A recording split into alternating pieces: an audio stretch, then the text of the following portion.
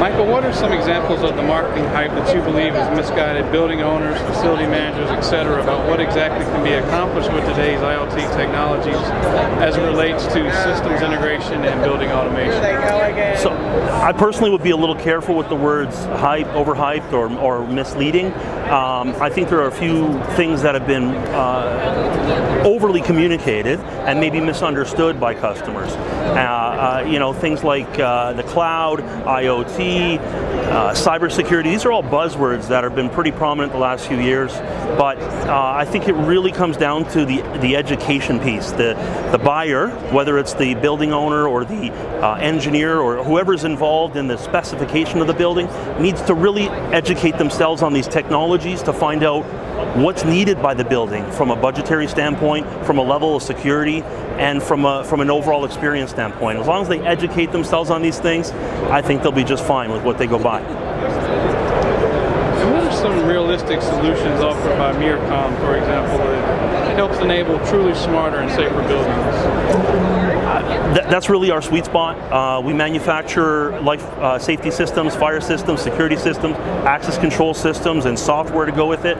But the best piece that really ties it all together and gives us a value proposition is something called Unified Building Solution. And the focal point is our main touchscreen that in a condo setting would be the focal point of the user's experience.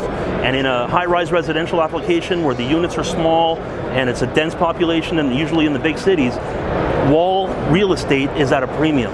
So what we've done is we put everything into one experience and one screen. So the resident, the homeowner, can do visitor screening at the front door from the lobby. They can see it on screen.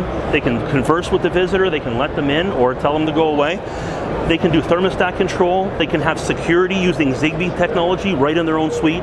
Flood sensor protection, which now gets into the conversation of can we get insurance premiums reduced if they use our solution, because a flood in a high-rise residential condo is a problem for many residents in that building. We also have a building automation solution that lets the condo owner see real-time usage of energy and money instead of having to wait for the bills to come in 4, 6, 8 weeks later. So this is the focal point, but it's all of our products that tie together into one holistic solution, and that's really the trick, is putting these things together and making them feel like one thing. And Michael, we've talked a lot about the Internet of Things in recent years as more and more devices and sensors become connected to the Internet. What kinds of innovations do you expect we will see on the IoT front in the coming years, and how do you believe those will impact security integrators and end users moving forward?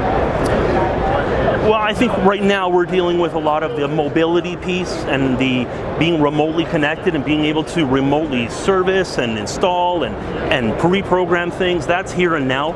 I think where we're heading down the road is going to be more in the ways of taking the human error and human element out of it as much as possible, do a lot of behavior modification or monitoring, and tailoring the system or the experience to what the system sees the users doing on a routine basis. I already have this at home. I get an email if I arm or disarm the system outside of my normal pattern. We're talking about autonomous cars. We're talking about systems that are intelligent enough to watch how they're used and adapt themselves to reduce false alarms and to improve the experience. I think that next level is going to be that autonomy and that automated behavior.